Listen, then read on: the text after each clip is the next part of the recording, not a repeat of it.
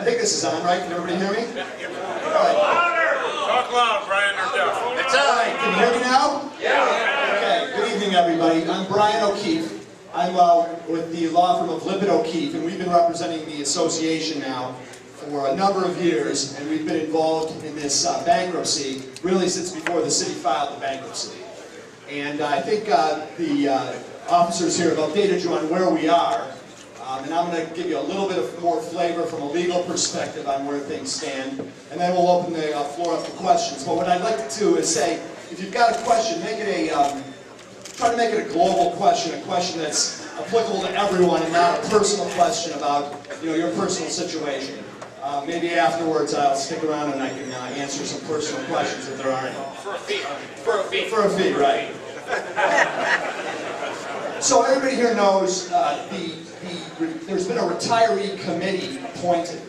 And I don't know whether Don told you, but we were very disappointed in the constitution of this retiree committee.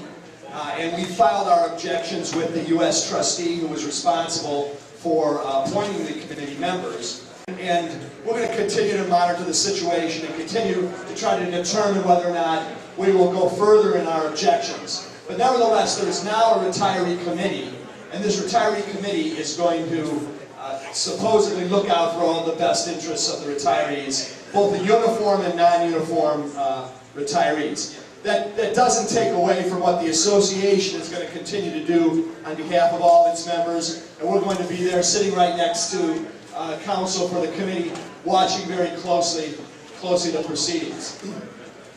Hey! Quiet down, everybody quiet down, please. So, that brings you up to date, and this committee was just recently formed. It's getting started. Don Taylor sits on the committee. Shirley Lightsey, the president of the DRCEA, which is the non-uniform retiree, sits on the committee, and a number of others sit on the committee. On behalf of the association, however, and on behalf of the DRCEA, the non-uniform association, our law firm has filed an objection to the city's bankruptcy. We believe that they're not eligible for bankruptcy, and we also believe that they didn't negotiate in good faith prior to going into bankruptcy, which is one of the requirements that they have. And there are some hearings set up at the end of this month, on the 18th and the 23rd, to hear our motions on those two matters. So that sort of brings you up to date. Even if it is determined that the city is bankrupt and our motions are denied and that the city is eligible, and even if they decide that the city has gone into bankruptcy in good faith, the city will still have to propose a bankruptcy plan.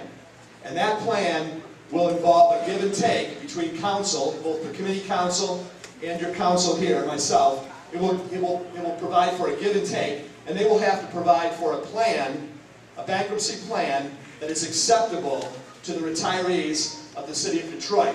And all of you, at some time down the road here, will have the right to vote on this plan. So, as long as we stay together, we're going to have a lot of say in what happens with your benefits, both the health care benefits and the retirement benefits.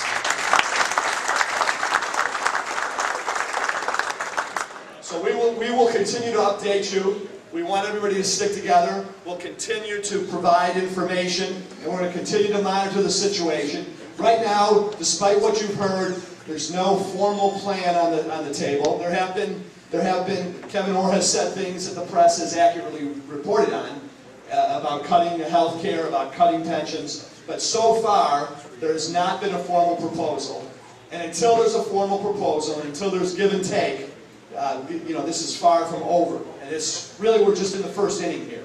And we'll continue to update everyone. We will continue to keep you well informed. And eventually, as I said, and I'll finish on this, the retirees of the city of Detroit will have a vote in whether or not a plan is approved.